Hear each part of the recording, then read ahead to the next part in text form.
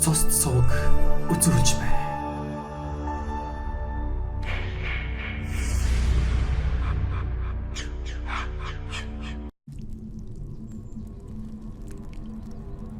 Өргөст торны цаана 15 жил хоригдсон Ёдор толгойд Болбаатарыг халахын шоронд хамгийн их хэвдэрсэн хүн гэж үздэг. Хүнийг итгүүлэн бишрүүлэх нохой залтай, итгэлд нөхрөөж золиосолж мэдэх хорон санаатай, хар амиа хичээсэн өөдгүй зантай, ууж идэхийн дон шүглсэн шунхай сэтгэлтэй, өрөвдөж хайрлахыг өчүүхэнч мэддэггүй харгас аран шинтэй. Ер нь тэр хүнд байх бүхий л муу махай зүйлсийг биедээ шингээжээ. Энэ утгаар нь түүнийг муу яр 666-гийн сүнс гэж нэрлэж болно. Ямар сайндаа л Ёдор толгойд гэдэг хоч авах билээ дээ. Тэрбээр халахын шоронд мэрэг төлгөөр алдаршсан зайран дамдин хуйлгаан дугар сэд нарыг дуурайж мэрэг төлөг хараалж ятах хийх гэсэн боловч булхайтай үйл ажиллагаа нийлэрч хөгөө хөлдөөж иржээ. Гэвч Майнер маш муухай арга зайлс сураад 1997 онд шоронгоос суллагдсан байна. Ийм хүн наранд гараад юу хийх нь ойлгомжтой. Ёдор толгойд Болбаатар 1998 онд аимшигтай муухай жигшүүр тэрэг үйлдэж байлаа. Шашин хийдийн газраас шар орхимж хонх домор хулгайлаад өөрийгөө лам химэн өргөмжлөн мэрэгэн хувилгааны дүрд тоглож нэгэн хот айлыг сүйрүүлэх шахсан билээ. Гэвч эцэст нь өөрийнхөө амь насыг алдаж үзэшгүй муухай хэргийн субъект болоод зогсохгүй Говьсөнбөр аймгийн Баянтал сумын малчин дашторжинд хизээч арилжгүй харт хол бүлдээжээ. Боловсрал мэдлэг муутай мохор сүсэг тавцсан хөдөөний зарим нэг хүн ламын дүрд хувилсан гимтдгээдүүдээс сэрэмжилж явах нь зүйтэй. Энэ дүүгүүлэгч Анчвын Батсанаа хэмээх луйр чингэр шоронгоос суллагдаад яг л Ёдор толгойд Болбаатар шиг лам болж дөвчгөнжээ. Гэхдээ арайч түн шиг хэд хэдэн хүний амнаас босниосонгүй. Харин хөдөөгөр явж 20 гаруй айлыг мухар сүсгээр далайлган мондошгүй их заллин хийжээ. Жанчвын Батсанаа Нөөрхангай аймгийн Харьяат боловч төрсөн нутагта байж суух газаргүй болоод Улаанбаатар хотод ирж шургалсан байна. Энд ирээд огт зүгээр суусангүй. Эрхэлсэн тодорхой ажилгүй тул өөрийн ижил зуг гол маягаар амьдрах Эрдэнэбат гэгчтэй хамтарч шөнийн цагаар түүс дэлбэлэх ажилд оржээ. Багаж зэвсгэн гэвэл лоомж отуу хоёр. Муухар харт инхээгээрээ хүйтэн хөлсөө цувуулсаар байгаад ямар ч хаалгыг хөшчихдөг байсан нь хожим мөрдөн байцаалтын явцад тогтоогдсон байна. Нийтдээ 20 гаруй түүс дэлбэлсэнгээ хинхүү олхиогүй итгэхэд бусдын хүнс тэжээлээр бор ходоодоо бүтэн 3 жил тэжээсэн байх юм. Эдсэн уусан зүйлийг нь мөнгөн хэмжүүрээр тооцож үзэхэд 4 сая гаруй төгрөг болж байх жишээтэй. Гэхдээ энэ бол дундаж тоо. Зөвхөн хэл тодорхой болсон 18 хохирчийн мэдүүлгийг үндэслэж энэхүү доо гаргасан бөгөөд тонож дэлбэлсэн босод 10 гаруй түүц дэлгүүрийн хохирол энд дурддаггүй болно. Хамгийн сүүлд Майнер үйлдэл дээрээ баригдсанаар өмнөх зарим хэрэг нийлэрч 4 жилийн ял аваад Майнтын шоронд очсон байна. Яагаад шууд чанга дэглэмтэй шоронд очив гэвэл өмнө нь тэрбээр нутагтаа байхдаа айлын адуу хулгайлаад өөр хангайн хар хорны шоронд 3 жил ял илсэн юм санаж. Хамт хулгай хийсэн Эрдэнэбат нь анх удаа гэмт хэрэгт холбогдсон гэдэг шалтгаанаар 1 жил 6 сарын ял авч баахан төлбөр ялбарт унсан байна. Жанчвын Батсанаа 4 жилийнхээ ялыг гүйцэд идэлсэнгүй. Шоронд байхдаа тураалд орж бие нь маш их муудсан тул уушгины сүрьетэй болж 3 жил 7 сар ял идлээд эмнэлгийн магадлангаар суллагджээ. Дахиж хэрвээ түүс дэлбэлээд баригдах юм бол Майнер халахын шоронгоос амьд гарч ирэхгүй гэдгээ мэдэж байлаа. Тиймээс түүнд утсан чинээ улаан амиа хайрлахаас өөр арга байсангүй. Энэ ч утгаараа тэрбээр дахиж хулгай хийхгүй гэж өөртөө андгай тангараг тавьжээ. Гэвч энэ нь жинхэнэ хүмүүжлийг олж гэгэрсэндээ бос гагцхүү утсан чинээ улаан айманда хичнээн их хайртай шинж байлаа. Ингэснээр тэр хулгай биш заллин гэчиг сунгаж авчээ.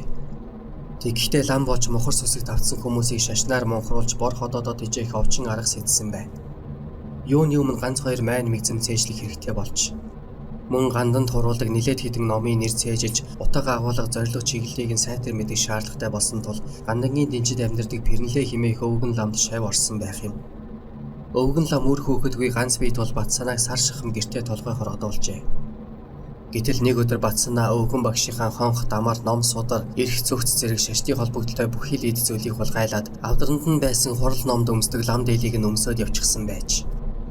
Гэхдээ өвгөн багш нь үүнд нэг их готарсангүй. Тэрбээр яахав зайлуу шашнаар хоолоо олж идэх гэсэн бурхан дахил дэлхтэй л хөөхд байна. Хэрвээ муу хүн байсан бол хамаг эд хөрөнгө хулгайлаад миний толгойг огтлцоход явах байсан биз. Хүмүүст боён болоод ном хороод явж байвал болох нь тэр. Химэн харин ч бүр бэлэгшээсэн байх жишээтэй. Гэвч Батсанаа өвгөн ламын дээл хувцас хонх дамрыг ашиглаад хуурамч хуйлгааны дүрд тоглож зөвдөг орчлон золтой л эргүүлээд хайчихсангүй. Юуны өмнө тэр өөртөө сундын жүд хэмээх бурхны номын нэр хайрлажээ. Энэ нэр бол өвгөн багшийнхаа номнуудаас будаа ийдсэн нэр. Чогжуу Мүнсэл, Сундын Жуд, Жойви Чойжид, Хангу Нагва, Доди Жажа хэмээх олон арван нэрнээс Сундын Жудыг сонгосон байна. За энэ ч яг зүгээр л нэр төдий юм. Харин энэ нэрийг ямар үед ашиглав гэдэгт л хамаг учир бий. Мухар сүсэгт автсан хүмүүст итгэл үнэмшил төрүүлэхийн тулд доорх үгийг тэмдэглэлийнхээ дэвтэрт бичиж үг өсөггүй цээжилсэн байна. Энэ үг нь шашны хиллэг гэхээсээ уран зохиолын хиллэг шиг санагдаад байгаа нь цаанаа бас учиртай. Тэмдэглэлийн дэвтрээс олдсон тэр үгийг сэрүүл байсан. Миний нэр Сундын Жуд. Энэ бол монголоор нууцын хураангуй гэсэн үг.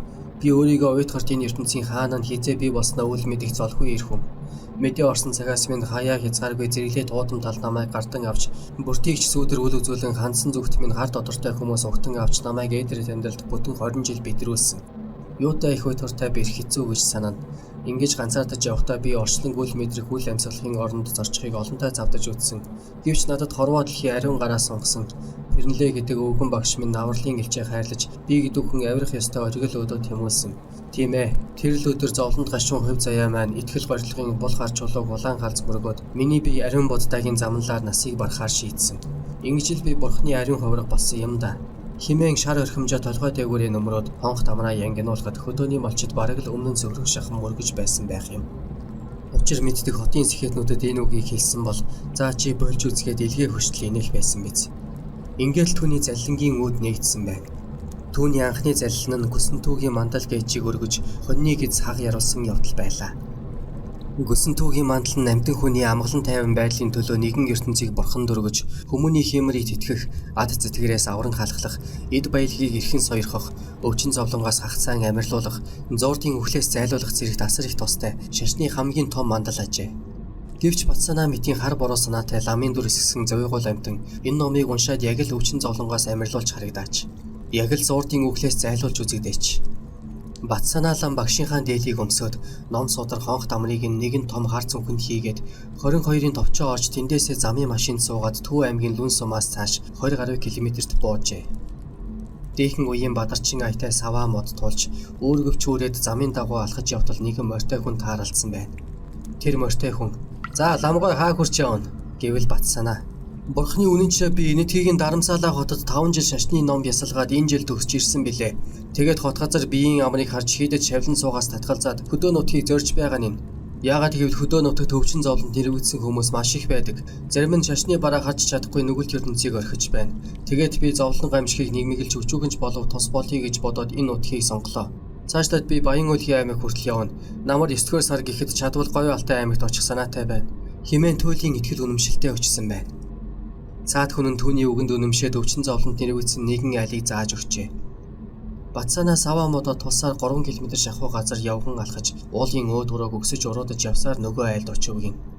Гэрт ортол зүүн талын орон дээр өнөө маргаашаа хүлээж буй өвгөн хөвдөж байжээ. Эмэгнэн "Лам ирлээ, яасан сайн юм бэ? Ёстой ёроолоор учирлаа" гэд учиргүй хөлхөө өрцөг болжээ. Энэ айлын гэрийн эзнийг цэвэг мэд гэдэг хэмээн хожим тэрбэр хавтас тэрэгт тэмдэглүүлсэн байна. Батсанаа гэрийн хойморт олбог дэвсүүлж завлан суугаад цай цүү уух зур өөрийгөө Сундын Жуд гэж танилцуулаад дээр дурдсан тэмдэглэлийн дэвтрийнхээ үгийг цээжээр уншиж гарчээ. Дараа нь хонх тамар тачигнуулж өвгөний судсыг барьсан байна. Насаараа тамхи татсан тэр өвгөний уушиг нь устсан тул өмнөлөг эмчилгээгүй гэсэн юм байх. Тэртээ тэр үгүй өнөө маргаашгүй болчихсныг нь Батсанаа мэдэж байсан тул хий хоосон чулуу хөөлөхийг бодсонгүй. За энэ хүн бурхны оронд морилго тунд өгсөн байна. Одоо харин би энэ ертөнцид үйлсэн өвлийг найрлагаж бурхны орон саадгүй морилгот нь туслая гэд өврөөсөө өвгөн багшийнхаа судрыг гаргаж Тарав Чимбүү гэдэг судрыг дэлгээд худлаа үнэнд оржигнуулж гарчээ. Тарав Чимбүү судар нь бурхан багшийн гол сургаалын нэг бөгөөд ихэвчлэн бурхан болоочдын хойтын буйнд зориулан дээдийн орнд түргэн төрөхт нь үлзий тэмбэрл айлтгадаг судар юм санаж. Гэтэл Батсанаа уг судрыг амьд хүнд уншиж тэнэгдсэн байгаа юм. Үүнийг шашны ном соёл мэдэхгүй хөгшчүүд яаж анзаарах билээ? Эмгэн нь бөөн баяр болж хажуу айлынхаа хар хүний дуудаад яах хийхин завдалгүй хонь ядлуулж Батсанаад мах чанаж өгчээ. Батсанаа энэ айл бүтэн 2 хоног тарган мах идэж шимийн архиар дайлуулсан байна. "Танай үгэн чинь их буянтай хүн юм. Бурхны оронд очихоос өмнө толгой дээрээ ном уншуулж ариун санаавартны мотраар магнаагаа илүүллээ" гэж хажуу айлын хүнийг хэлэхэд эмгэн хязгааргүй их баярлаж Батсанаад авдрандаа хадгалж байсан 40 мянган төгрөгийг сарвайжээ. Тэгээд "Өвгөнийг өөд болтол манайд байж байгаад хөдөөл үлчгээд яваач" гэж түүнээс гуйсан байна. Гэтэл Батсанаа "Би ойрын хугацаанд Эрдэнэ 100 орох учиртай. Тэн шашны том ломноор ном хурах юм.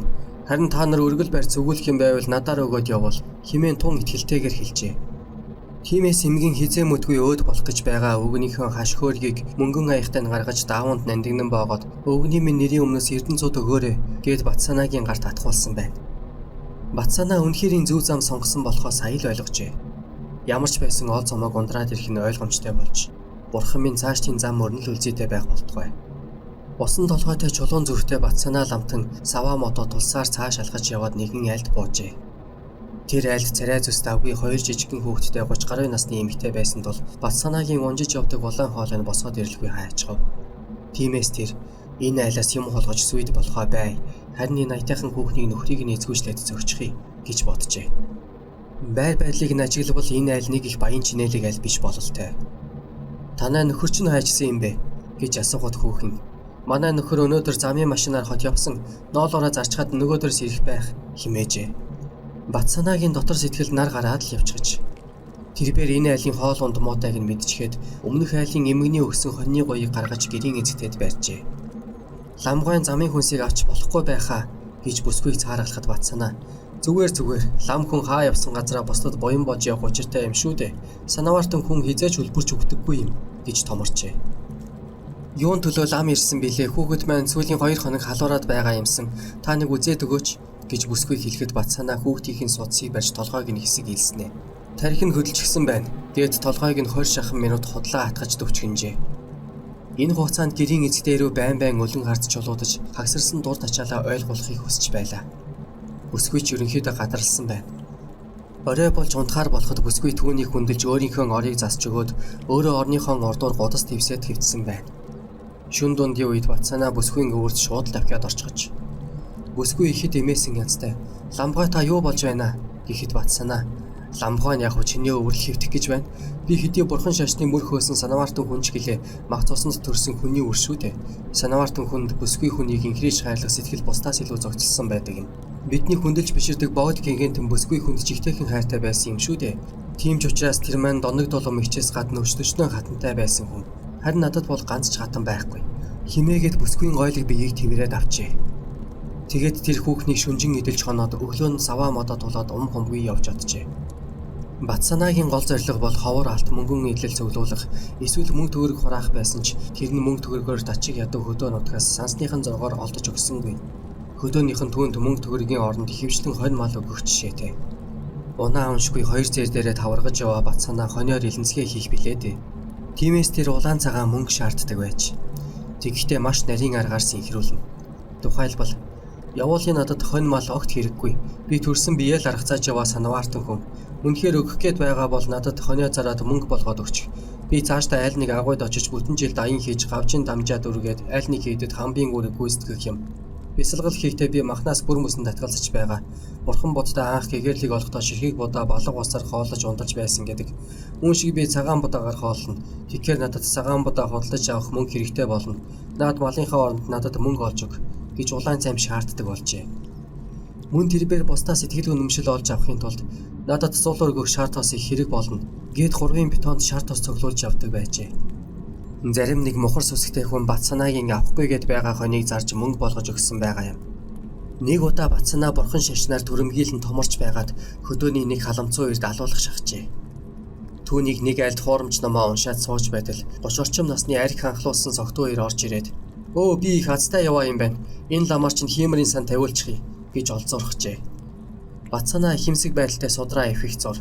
За тэгээд хиймэрийн сан уншуулах юм биз дээ. Эхлээд чи жаахан ирүүл болоодох. Наад тарих толгойгоо хүйтэн усаар угааж шавш гэж үүрэгджээ. Халамцуу ирч түүний үгэнд орж дуулууртай нарахгүй хүйтэн усаар тарих толгойгоо шавшсан байна. Тэгээд тэр хэрэгт турлаж "Ламдан таны нэрийг хэн гэдэг юм бэ? Арай нөгөө Далай ламын шав биш биз дээ" гэхэд Батсанаа "За би бараг л Далай ламын шав да. Энэ итгэвч 5 жил суралцсан хүн. Намайг сундуйн жүүд гэдэг" химээжээ. Тэгтэл нөгөө ир "Өө за эцэгчин сундуй таныг жүүд гэдэг юм биз дээ. Ямар сонин нэртэй юм бэ? Жүдийг чинь жүүд болгочихвол еврей болчих юм байна да." Гэхэд Батсанаагийн уурд үрсгийж дотоод сэтгэлдээ нууж явсан шорон аншнаа гинэт сэтрээд ирэх юм дээр. Батсанаа минчидлээ уурласнаа. "Чи одоо юу гэд байгаа нь овш вэ? Сундуйн жүүд гэдэг чинь бурхны ном байдаг юм тэнийгээ. Сундуй гэдэг чинь овог биш. Миний нэр байгаа юм. Ямар тэнийг юм ярьдаг биз таа вэ?" гэж ирээд л цамнаж арчээ. Ингэж цамнаснаа тэр өөрөө ч мэдрэх сөхөө байсангүй. Даравч талдаа нь боловч бултай нь гихчээр Манер шорон ганшингаа хуурамч санаавартны цаана олон хоног нууж явжээ. Харин энэ удаад тиссэнгүй. Ер нь төрөлхийн муухай аран шин хичнээн өнгөлж талдаллаач нэг л өдөр өчүүхэн зүйл дээр илэрч гардаг жамтай. Лам хувцс өмсч хонх дамарт ачигнуулсан Батсанаа өөрийн мэдлгүй муухай хараал хэлж өмнөөс угаас үсэгтнээ тэнийг новшгиж хараасандаа ихэд санаа зовжээ. Хиймрийн сан тавиулах гэж байсан мөнөөх халамцуу ирж хачин байдалтай болж ирснэ. Өө за ийм новшин лам байдаг юм уу? Писта гэж хараадаг далай ламын шав байдаг гинэ. Шамшиг новшоор би хиймрийн сан тавиулж буяндаа бозар хийхгүй. Тэгэд Батсанааг заамдаж аваад хит хитэн удаа зохиж авснаа толгойгоор нь чирээ мөргүүлж орхижээ. Харин энэ үед айлын хүмүүс мань залуу хориглосноор Батсанаа амтай голтой үлдсэн байна. Хуурамч самтан маань энэ айлаас тэр даруйдаа гарч яваад өөр айл барааджээ. Агуу их сундын жуд маань энэ мэтэр 3 сарын турш хөдөөний мухас өсгтнүүдийг момхруулж өчтөчнөө лөвөр хийж байхад нэг л өдөр цагдаа нарт чихдүүлсэн байна. Харин тэр ёдор толгойд Болбаатар шиг хүний ам бүрлэхэж өөрөө ч амиа алдалгүй энэ зэрэгтээ салсан нь их юм.